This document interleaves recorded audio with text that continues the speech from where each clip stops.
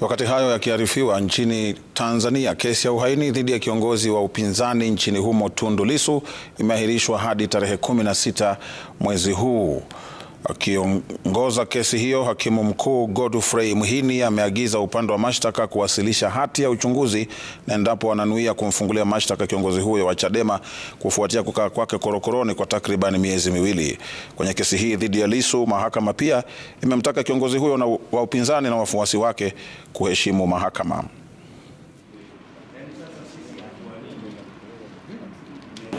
Kwani ni wazi na ni ukweli usiopingika kwamba upelelezi unapochukua muda mrefu, haki ya mshtakiwa pia, the justice delayed is justice denied.